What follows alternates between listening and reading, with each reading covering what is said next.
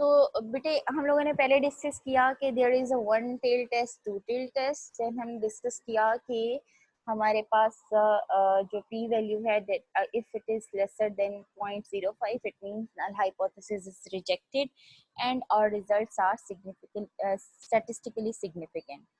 Okay, अब basically हमने बात करनी है कंपेयर मीन्स की। हमने एनालाइज में अगर जाएं तो हमारे पास records, reports, descriptive statistics, Bayesian statistics, tables के बाद आगे कंपेयर मीन्स आता है। ठीक है, कंपेयर मीन्स में बेसिकली काइंडली ये माइक ऑफ कर दें। कंपेयर मीन्स में हमारे पास डिफरेंट तरह के ऑप्शंस हैं, जिसमें जो बहुत इसमें मैं आपको ये बता दूं कि हमारे पास वन सैंपल टी टेस्ट आता है, इंडिपेंडेंट सैंपल टी टेस्ट आता है, और इसके बाद पेयर्ड सैंपल टी टेस्ट और एनोवा। ठीक है, ये जो चार सैंपल जो ये चार तरीके से हम कंपेयर करते हैं मीन को।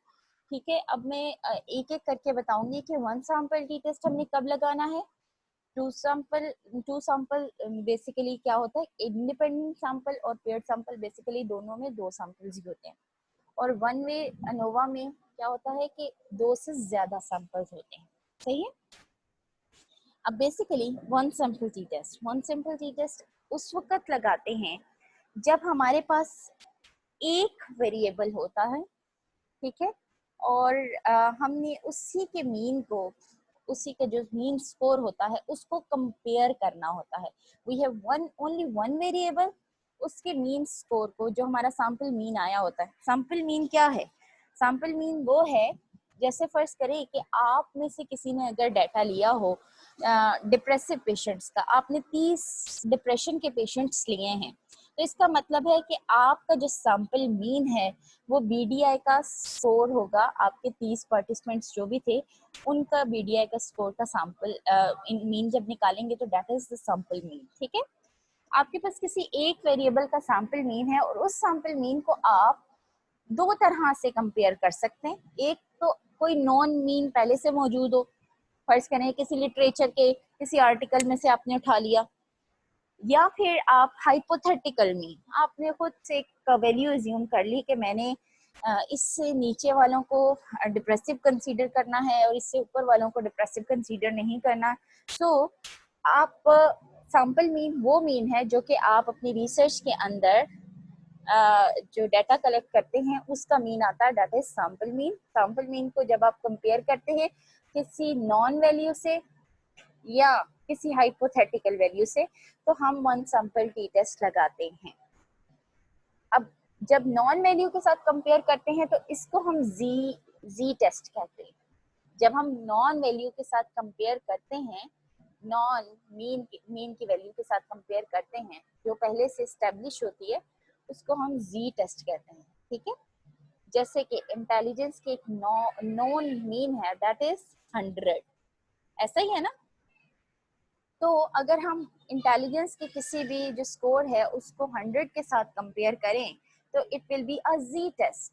लेकिन अगर हम किसी भी हाइपोथेटिकल वैल्यू के साथ इसको कंपेयर करें तो that will be a t test. So one sample T test कहाँ पर इस्तेमाल होता है? वहां पर जहाँ पे there is only one single variable, हमें उसके मीन को कंपेयर करना होता है। उसके जो सैंपल मीन हमें मिलता है अपनी रिसर्च में से, हम उसको किसी भी हाइपोथेटिकल या नॉन वैल्यू ऑफ मीन से कंपेयर करते हैं।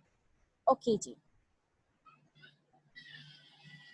अब काइंडली आप मेरे से क्वेश्चंस पूछें।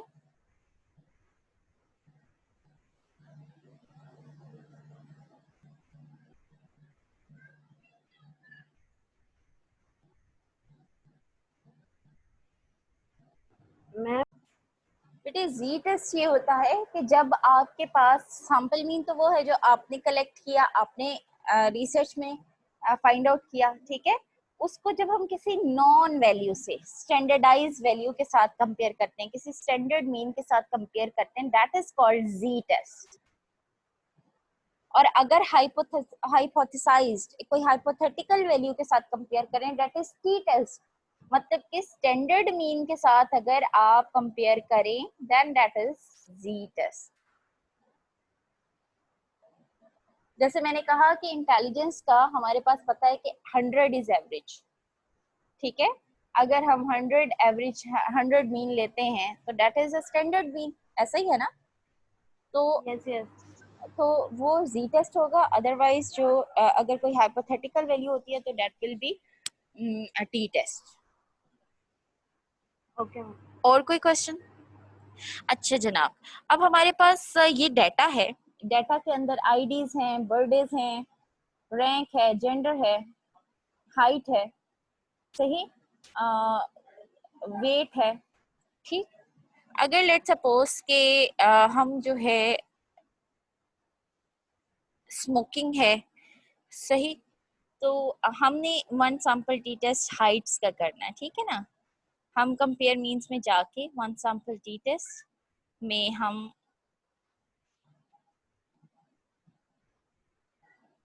इसमें एक दफा देख लेते हैं कि हाइट्स में ये किस तरह से वैल्यू दी हुई है। ये इंचेस में दी हुई है वैल्यू, ठीक है। तो हम वहाँ पे इंचेस में ही लिखेंगे, ठीक है। इंचेस में हम वैल्यू हम सोच लेते हैं कि हमारा जो नल हाइपोथेसिस है, हम हाइपोथेटिकल वैल्यू इंट्रोड्यूस कराते हैं, ठीक है। हम ये कहते हैं कि हमारा जो नल हाइपोथेसिस है दैट इज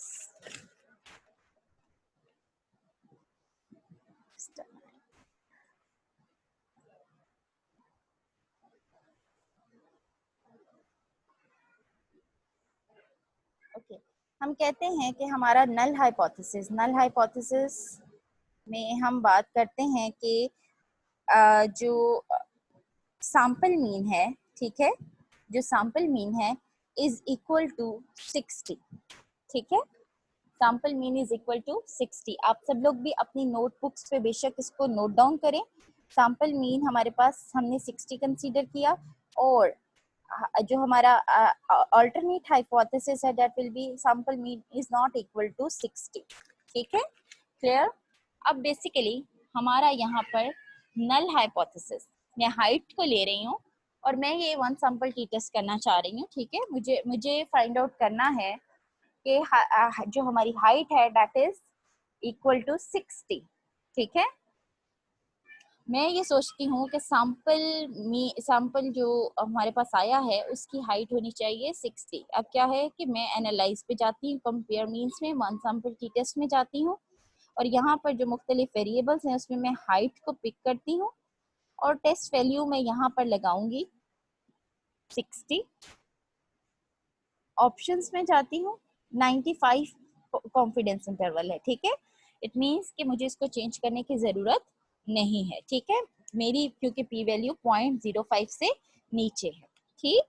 इसको कंटिन्यू किया, इसको ओके किया, ओके जी। अब ये हमारे पास आगे, अब एन बेसिकली क्या शो कर रहा है, एन शो कर रहा है यहाँ पे 408 लोगों का डाटा एंटर हुआ है। मीन शो कर रहा है कि जो 408 इंडिविजुअल्स, 408 लोगों का सैंपल था, उनकी जो एवरेज हाइट थी दैट इज 68 इंचेस अप्रोक्सीमेटली, ठीक है ना, सही। मैम जी बेटे। मैम स्क्रीन शो नहीं हो रही, वो रिजल्ट्स नहीं नजर आ रहे। ओ सॉरी, मैं भूल गई, आपको फौरन मुझे बताना चाहिए था। रुकिए एक मिनट में। अच्छा जी, अब शो हो रही है आपको? Yes ma'am. जी। अब इसमें देखें कि n इज इक्वल टू 408।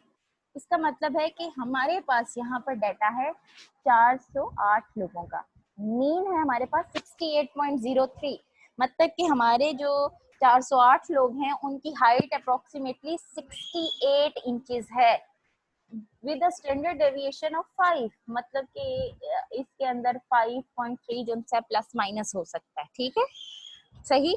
अगर किसी की स्टैंडर्ड डेविएशन ये होता है, 2 स्टैंडर्ड डेविएशन नीचे हो या 2 स्टैंडर्ड डेविएशन ऊपर हो, तो हम ये क्या कंसीडर करते हैं, एबनॉर्मेलिटी कंसीडर करते हैं। मतलब 68 में -10 करेंगे हम तकरीबन, तो हमें ये एबनॉर्मेलिटी लगेगी। ओके, टी की ये वैल्यू टी की वैल्यू है हमारे पास 30, स्टैटिस्टिक की वैल्यू है हमारे पास 30.46। डिग्री ऑफ फ्रीडम हमारे पास है 407। डिग्री ऑफ फ्रीडम हमेशा हम कैसे फाइंड आउट करते हैं, n-1, 408 माइनस 1 हमारे पास आ गया 407 degree of freedom. Significance level आप देखें, सिग्निफिकेंस लेवल है 0.000, मतलब कि और null hypothesis have been rejected. Null hypothesis हमारा क्या था, नल हाइपोथेसिस हमारा ये था कि हमारी जो ये मीन है, ये सैंपल मीन आया है, ये सैंपल मीन है ना, ये सैंपल मीन है, ये 68 इज ये जो सैंपल मीन है इज इक्वल टू 60। ठीक है, हमारा नल हाइपोथेसिस था जो कि गलत है। सही, तो हमारा जो सिग्निफिकेंस लेवल है ये टू टेल टेस्ट ही है क्योंकि इक्वल का साइन था, और इसका मतलब है कि our null hypothesis have been rejected. Clear?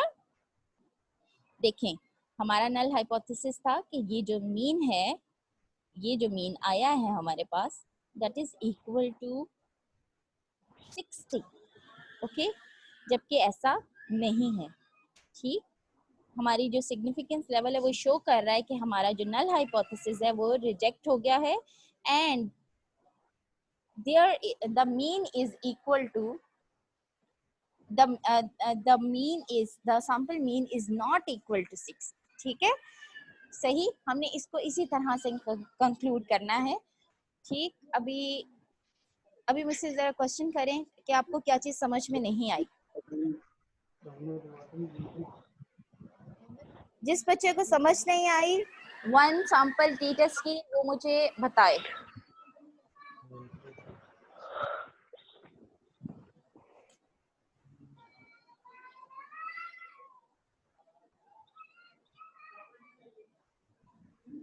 Ma'am अस्सलाम वालेकुम। वालेकुम अस्सलाम। जी अक्सर। मैम मुझे ये, मैम मैं सिद्रा बात कर रही हूँ। अच्छा सिद्रा। मैम मुझे ये सिग्निफिकेंस लेवल की समझ नहीं आई, 0.00।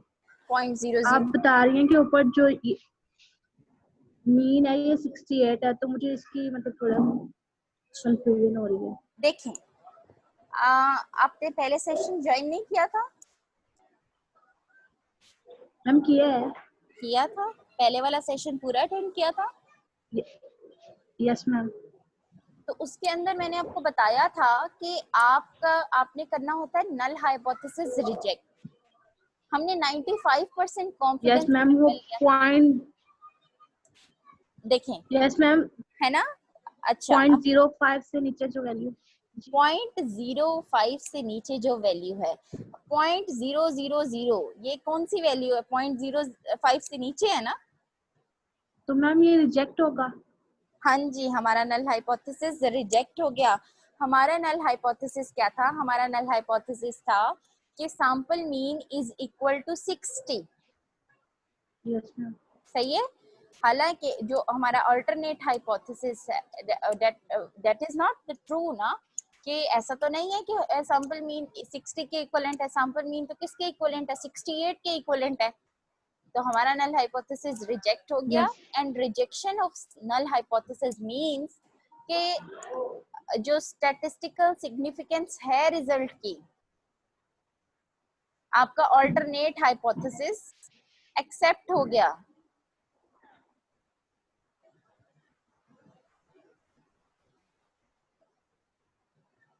जी सिद्रा। यस मैम, आगे समझ। मुझे ऐसे लग रहा है कि जैसे अभी डाइजेशन में थोड़ा सा मसला है। अभी आप लोगों को ये कॉन्सेप्ट मुश्किल लग रहा है।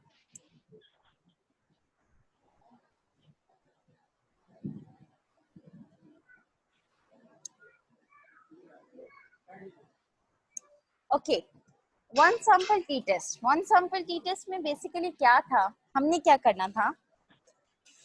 वन सैंपल टी टेस्ट में हमने क्या किया कि सिंपली जो है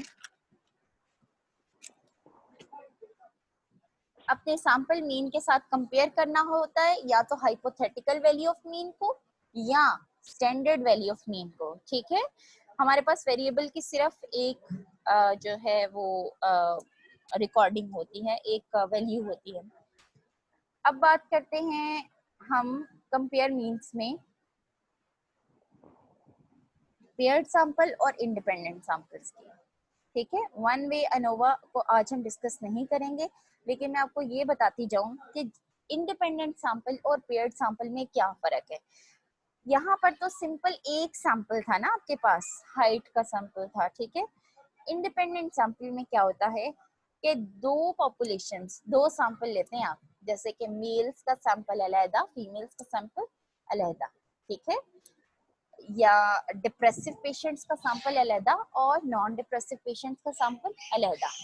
सो इसमें क्या होता है कि दो डिफरेंट पॉपुलेशंस होती हैं और आपने उन दो डिफरेंट पॉपुलेशंस के दो अलहदा जो है वो जो रिस्पॉन्सेस हैं वो नोट करने होते हैं, वेरिएबल पे वेरिएबल को क्वांटिफाई करना होता है। ये totally independent of each other होते हैं कि डिप्रेसिव पेशेंट अलहदा है, नॉन डिप्रेसिव पेशेंट अलहदा है, मैरिड कपल अलहदा है, अनमैरिड इंडिविजुअल अलहदा है। सो जब आपके पास इस तरह का जो है एक्सपेरिमेंटल डिजाइन हो, जैसे बिटवीन सब्जेक्ट डिजाइन है, बिटवीन सब्जेक्ट डिजाइन में क्या होता है कि एक ग्रुप के इंडिविजुअल दूसरे ग्रुप के साथ मैच नहीं कर रहे होते, ठीक है ना। तो बिटवीन सब्जेक्ट डिजाइन हो तो हम इंडिपेंडेंट सैंपल टी टेस्ट लगाते हैं, ठीक है।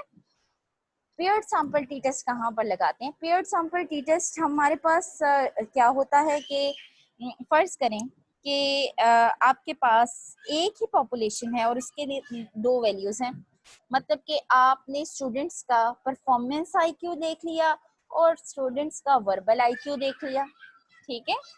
आपने एक ही पॉपुलेशन में से दो डिफरेंट वैल्यूज ली, ठीक है, या तो दो पॉपुलेशंस में से आप दो डिफरेंट वैल्यूज ले लें, या एक ही पॉपुलेशन में से, क्यों अब ये वाली जो पेयर्ड सैंपल यहाँ पे क्यों लगेगा, देखें आपने वर्बल आईक्यू भी उसी का लिया और परफॉर्मेंस आईक्यू भी उसी का लिया, मतलब कि दोनों जो हैं पेयर्ड ऑब्जर्वेशंस हैं, ये एक दूसरे से अलहदा नहीं की जा सकती। आप स्टूडेंट वन अगर आप कंपेयर करना चाहते हैं कि students who are good at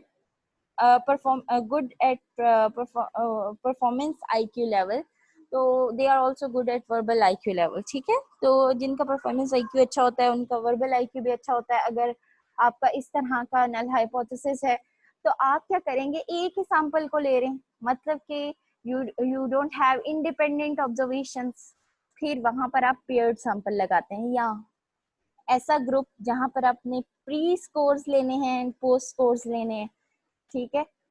आपने कोई ट्रीटमेंट लगाना है, उसमें म्यूजिक थेरेपी जिस तरह से आप लोगों में से किसी ने पहले चूज किया था, ठीक है, तो उसमें प्री टेस्ट करना था, पोस्ट टेस्ट करना था, दरमियान में म्यूजिक थेरेपी लगानी थी, तो वहां पे पेयर्ड सैंपल टी टेस्ट इस्तेमाल होगा, बिकॉज एक ही ग्रुप है ना, एक ही पॉपुलेशन है, हम कोई दो अलहदा पॉपुलेशन नहीं ले रहे। अच्छा, एक और आपके पास ऑप्शन थी, कंट्रोल ग्रुप की ऑप्शन, कि हमने एक्सपेरिमेंटल ग्रुप और कंट्रोल ग्रुप को मैच कर लिया होता है। एक्सपेरिमेंटल ग्रुप पे हम ट्रीटमेंट लगाते हैं और कंट्रोल ग्रुप पे हम ट्रीटमेंट नहीं लगाते, तो जो मैच्ड ग्रुप्स होते हैं वहां पे भी हम पेयर्ड सैंपल टी टेस्ट लगाते हैं।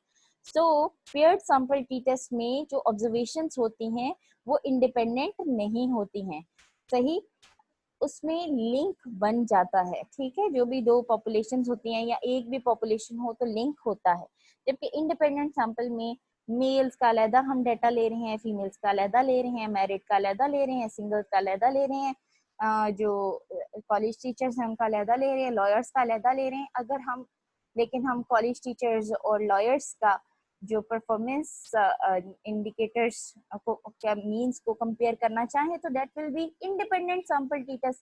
सो दो डिफरेंट पॉपुलेशंस के जब मीन्स को हम कंपेयर करना चाहें जिनकी ऑब्जर्वेशंस टोटली डिफरेंट हैं, टोटली कोई इंटरफेरेंस नहीं है, जब हम कोई ऐसी दो पॉपुलेशन का मीन को कंपेयर करते हैं तो उसके लिए हम इंडिपेंडेंट सैंपल टी टेस्ट लगाते हैं, जबकि पेयर्ड सैंपल टी टेस्ट वहां पर लगाते हैं जहां पे देयर इज अ लिंक। अगर हम फाइंड आउट करना चाह रहे हैं performance IQ versus verbal IQ का मीन, तो हमें एक ही स्टूडेंट से जो सा है डाटा लेना होगा।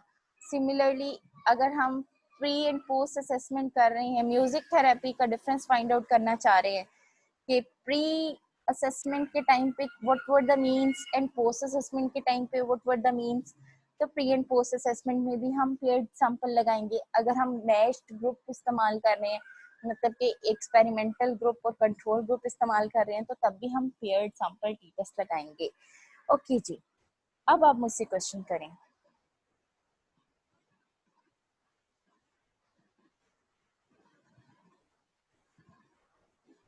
क्लास, आपको सब समझ में आ गया या कुछ समझ में नहीं आया? What should I conclude?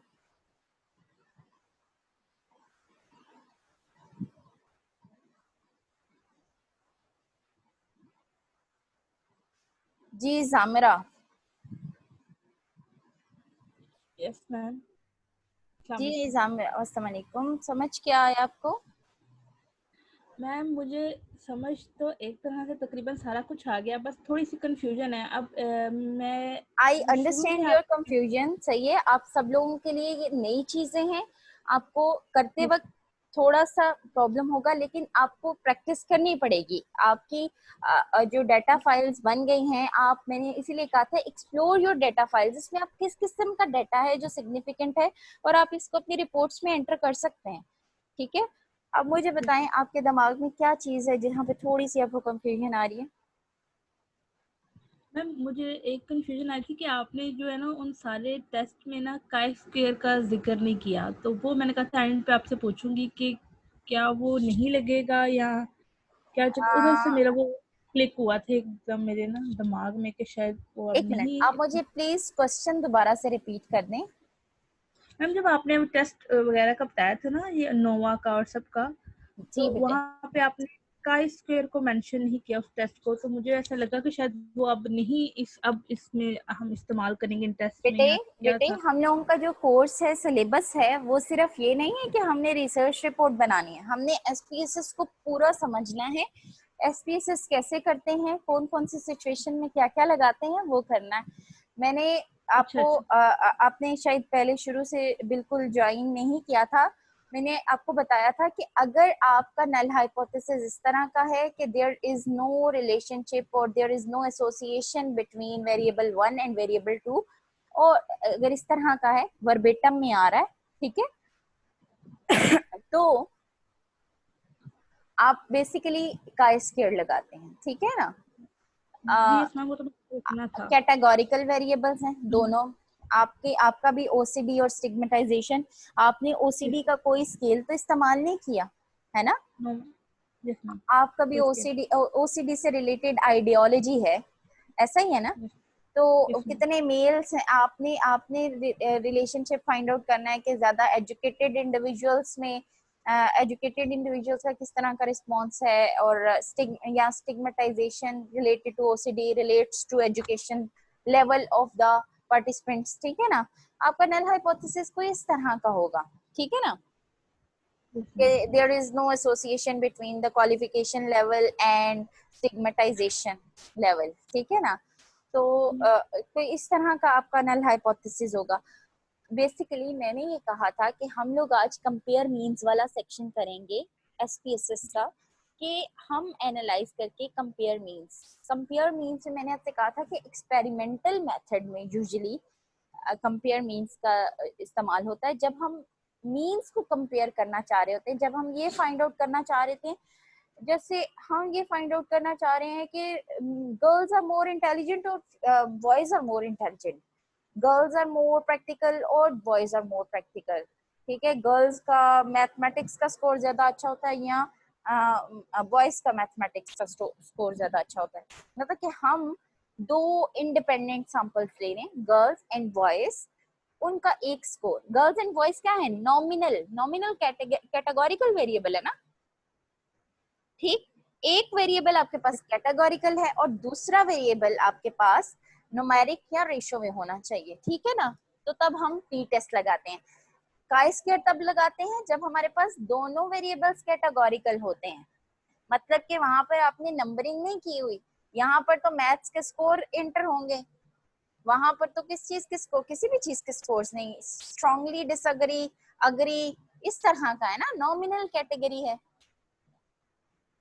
ठीक है, तो नॉमिनल जब आपके जो वेरिएबल्स हैं वो सारे के सारे कैटेगोरिकल हों और आपका नल हाइपोथेसिस में कोई भी मीन की वैल्यू ना हो, ठीक है, और आप जस्ट कह रहे हो कि देयर इज एन एसोसिएशन और there is a relationship between these two, तो वहां पर आप काई स्क्वायर लगाएंगे। ठीक है, काई स्क्वायर कहाँ से फाइंड आउट होता है, एनालाइज पे जाके आप डिस्क्रिप्टिव स्टैटिस्टिक्स पे जाते हैं, आप क्रॉस टैब्स को करते हैं। क्रॉस टैब में लेट सपोज कि हम कह रहे हैं कि जेंडर, जेंडर के साथ हम इंग्लिश का स्कोर देख रहे हैं, ठीक, हम स्टैटिस्टिक्स में जाते हैं, यहाँ पे काई स्क्वायर को टिक करेंगे हम, ठीक है, कंटिन्यू करेंगे। ओके जी बेटे। मैम स्क्रीन शो नहीं हो रही। ये जो भी बच्चा बहुत मैम अच्छा, अब जो फौरन बता देता बिकॉज मेरे जहन से निकल जाता है। अब ये देखें मैम अब जी, अब ये देखें ये काई स्क्वायर मैंने किया था, काई स्क्वायर वाला तो सारा शो हो रहा था ना कि क्या क्या किया। यस अब इसमें देखें कि जेंडर 0 and 1, यहाँ पे इन्होंने लेबलिंग नहीं की हुई मेल या फीमेल की, उसमें 59.83 ये स्कोरिंग है, ठीक है, और उन्होंने ये सारा कुछ दिया हुआ है, ठीक है, क्रॉस टैब्स के अंदर दिया हुआ है। अच्छा जी, अब काई स्क्वायर टेस्ट के अंदर आप देखें कि आपके पास कोरिलेशन की वैल्यू आ रही है, आपके पास लाइकलीहुड रेशियो आ रही है, ठीक है, तो बेसिकली आपने ये देखना 0.47 1 को जो वैल्यू है हमारी यहाँ पर सिग्निफिकेंट है। सिग्निफिकेंट का मतलब कि देखिए 0.05 से कम है, null hypothesis have been rejected. ठीक है, मतलब नल हाइपोथेसिस हमारा क्या था कि देयर इज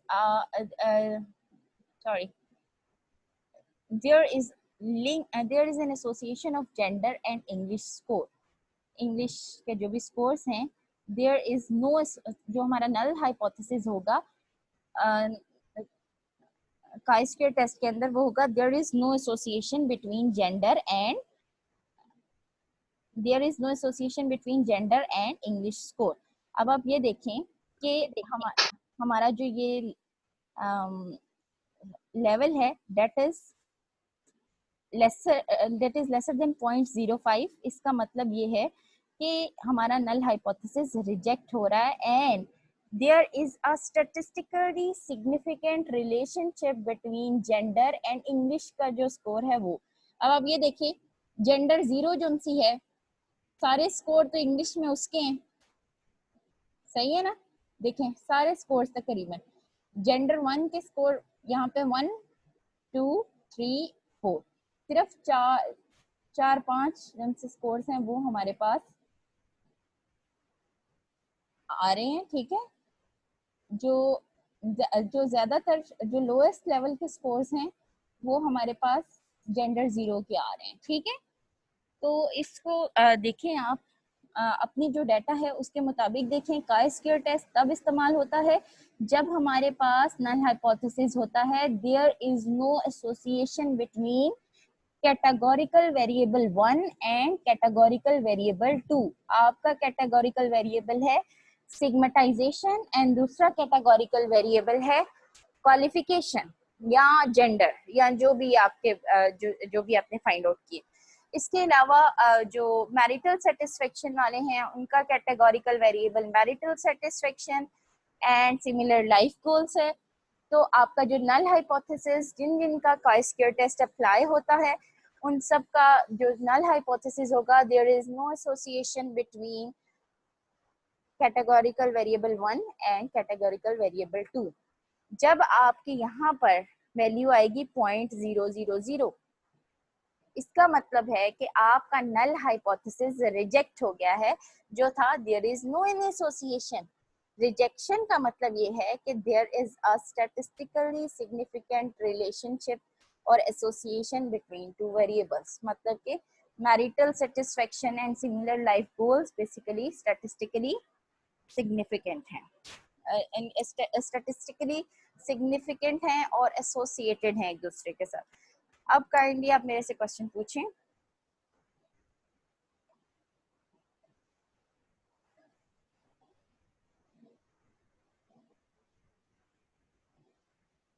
मैम जी बेटे।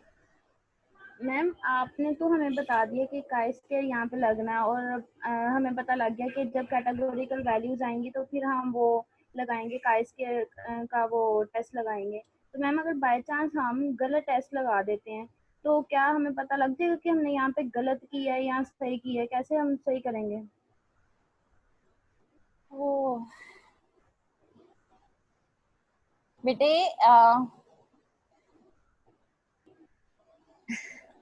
आप नेगेटिव क्यों सोच रहे हैं कि आपको पता नहीं चलेगा? देखिए, आपने जब एनालिसिस करना है तो आपने पहली चीज जो देखनी है वो ये है, आपको एसपीएसएस का टेबल शो हो रहा है? नहीं मैम।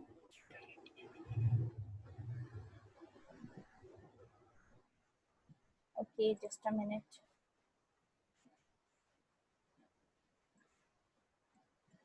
बेटे, ये आपकी बात, क्वेश्चन, कंसर्न, फियर बिल्कुल जेन्युइन है, वैलिड है। स्टूडेंट्स यही सोचते हैं कि we are unable to identify कि हमने कौन सा टेस्ट लगाना है, कौन सा टेस्ट नहीं लगाना है।